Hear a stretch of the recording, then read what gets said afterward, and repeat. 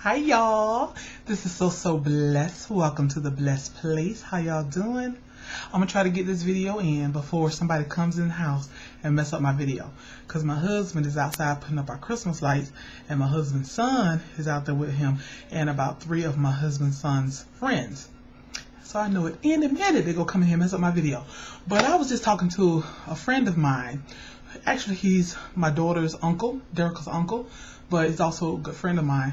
And he was over and was just talking about this new job that he's had. He used to work for one company. He's an engineer, and he used to work for one company, but he just got employed about a month at this new job. And I was asking him how did it come about, etc. And he said he just felt like he had reached a glass ceiling at his past job, and he had been getting passed over for positions, and they had no explanation as to why they passed him over when he was by leaps and bounds more qualified than the people that were chosen, and they couldn't even give him even reasons or excuses. So he sought employment somewhere else. Well, actually, this is the thing, he didn't even seek employment somewhere else. Someone inside his company told someone else at a different company that yes, he's looking for a job. We'll just call my friend Bob. Bob's looking for a job because he feels like he keeps getting passed over for higher positions at this job. And the person who had been employed, who had worked with Bob in the past, said, tell Bob to come up and apply at my job. I'm now the new director over here at company B, so tell him to come apply over here. And Bob was just sharing with me how he was just frustrated, but he just continued to do his job, give it his best, keep to himself, pray to the Lord. And he said, and out of the blue, this man called him. He said he had not spoken to this man in 3 years. And out of the blue, this old coworker of his from company B called him and said, hey, Bob, I heard you looking for a job. And he's like, yeah. And he says, come apply for this position. And he went and actually applied for it online. About 2 weeks later, they called him for an interview.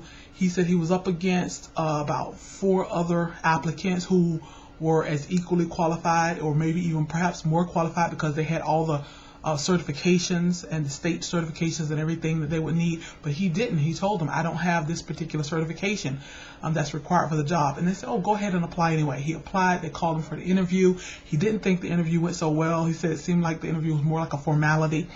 And lo and behold, they hired him. He's been at the job a month, and he says how much he loves it and how much he's learning, and you know, all of this.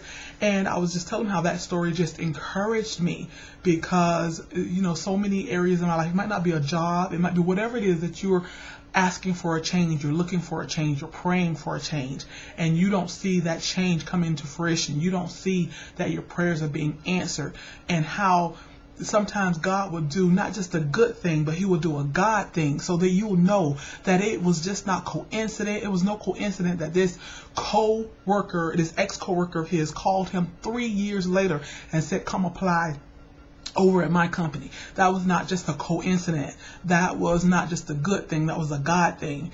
And I was sharing with him how my husband was laid off from his job, making excellent money, excellent benefits, about 2.5 years ago, and how my husband started the church.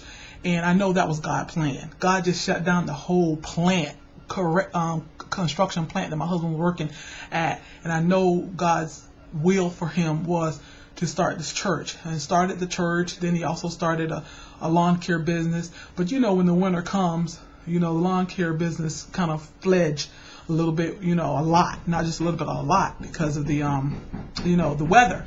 So my husband's been applying. God, you hear all that knocking. They're putting up our Christmas lights. But my husband has been applying, you know, just applying for these jobs, and, you know, nothing has come, you know, has been offered in a position or whatever. So that was just inspirational to me, to let me know to keep the faith. Because just sometimes just out of the blue, when you're not even thinking about it, when you've almost lost your hope, God would step in and not just do a good thing, but he would do a God thing. He will do. I heard a preacher once on TV say that he asked God, why do you wait till the last minute? Why do you wait till the very last second to step in when we're praying out to you, we're crying out to you, when we're going through? Why do you wait till the last minute? And he said the Lord just spoke to him so clearly and said, because I want you to know that it was me. It was me. It was not coincident. It was not you. It was not by might, but it was me that brought you out. And I just know that when my husband is blessed with the job or career, it is not going to be by his might. It's not going to be by his charm and charisma, which he has plenty of. It's not going to be by his intellect, because he's an intelligent brother. It's not going to be because he is so good. It's not going to be because I'm so good. It's not going to be because we deserve it.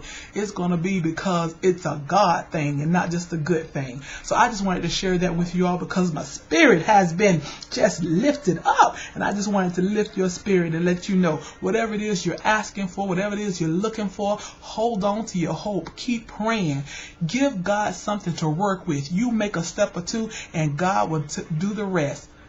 He's going to do not just a good thing in your life, but he's going to do a God thing. And he's going to do it so you know it's not just a coincidence, that he will not share his glory with another, that you will know. When they say, how did you get that job in this recession? How did you pay that bill? How did you keep your house when you were laid off? How did you do this? How did your child get to college when you didn't have any college money? How did you do this? And you can say, oh, you won't just be saying, oh, it was a coincidence. It was, or I don't know. You're going to be able to say, honey, it was a God thing. Hallelujah. All right. Love y'all. Y'all be blessed.